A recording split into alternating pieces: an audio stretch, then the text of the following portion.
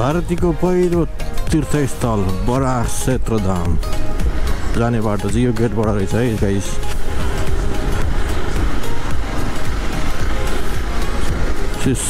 सप्तकोशी खै यहाँ छठ पूजा गर्नेहरू छैन नि त सप्तकोशीमा त।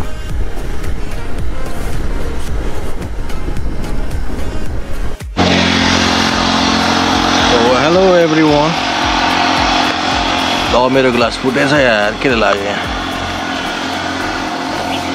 मेरो यात्रा चाहिँ काठमाडौँसम्म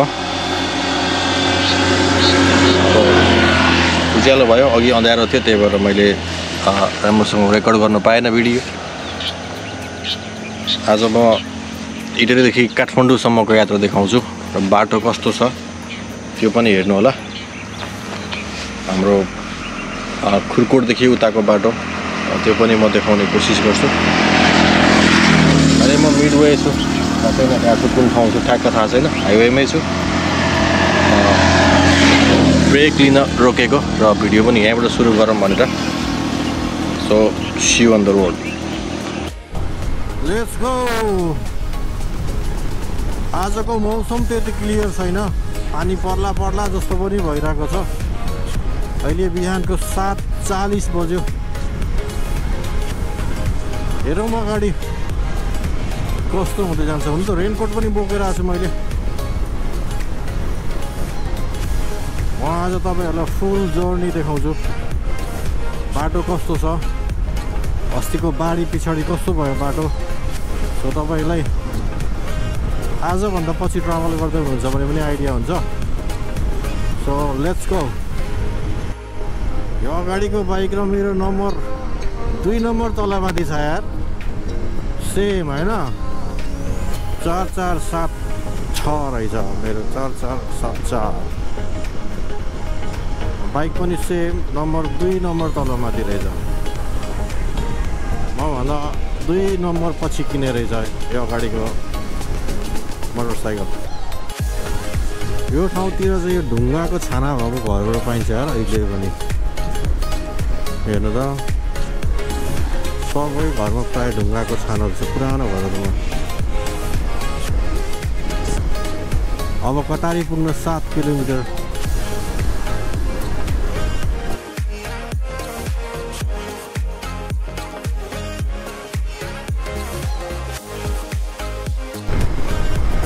कमला नदी पुल सायद यो हाइवेमा भेटिने सबैभन्दा लामो पुलै होला। 546 मिटर लामो पुल रहेछ कमला खोलाको पुल।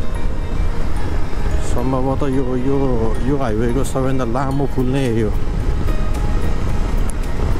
अब पूर्वतिर पुल बनाइसकेको छैन सबै खोलाहरूमा, नत्र भने पूर्वको माई खोला अनि रतुवा खोलाहरूमा चाहिँ योभन्दा लामो बन्छ होला। बनाइसक्यो भने, बनाइसकेको छैन सायद। त्यही भएर अहिलेलाई यो हाइवेको सबैभन्दा लामो पुल नै यही कमला नदीको पुल होला सायद है।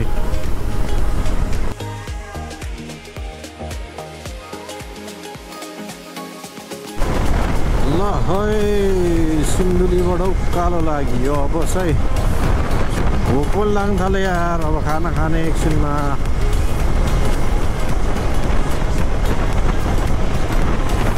क्या रमाइलो छ यार यो बाटो। ओहो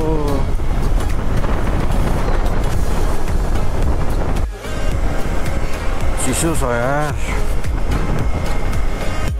कस्तो राम्रो गाउँ। यो डाँडामा बसेर टक्क जुस खाएर जानु पर्यो।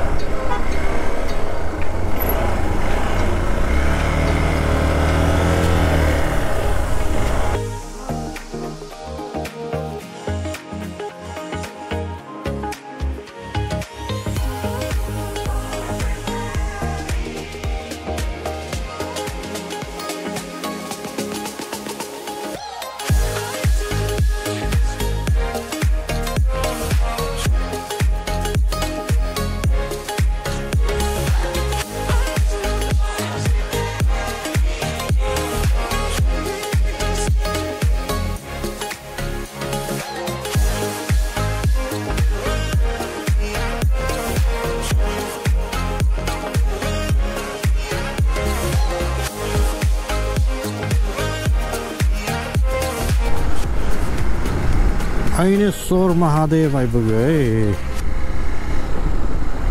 तर यो ऐनाहरू चाहिँ किन यति धेरै राखेको होला है?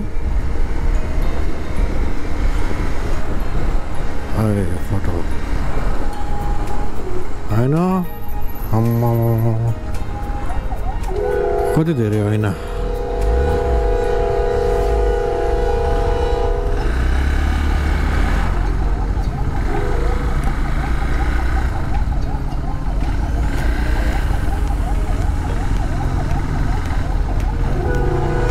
जाम लाग्ने यहीँदेखि सुरु भयो त।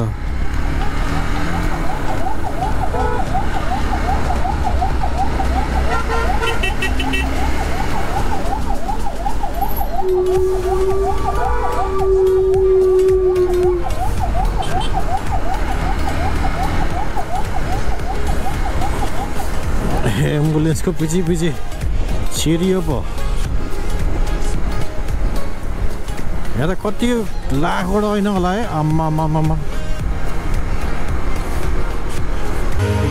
है टाइगर्सहरू यस्तो रहेछ त। ठिक छ,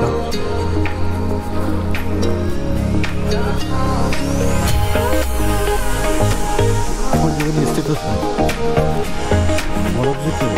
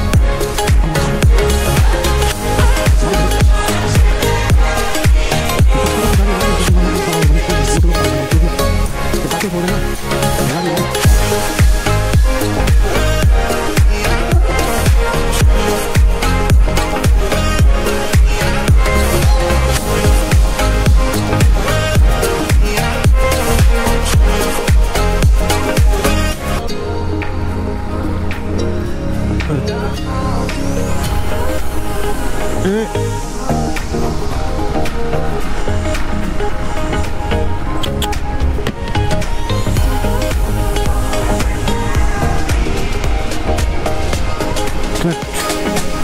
झन्डै लड्यो यार साथी।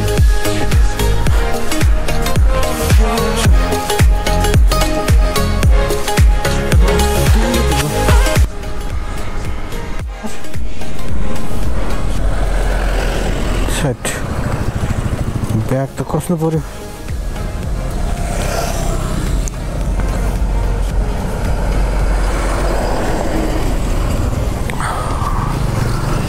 झऱ्यो भने त फेरि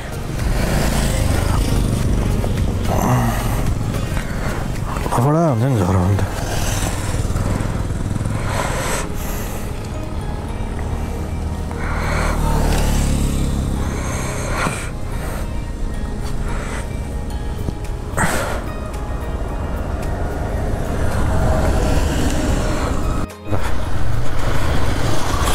सबै अगाडि गइहाल्यो नि।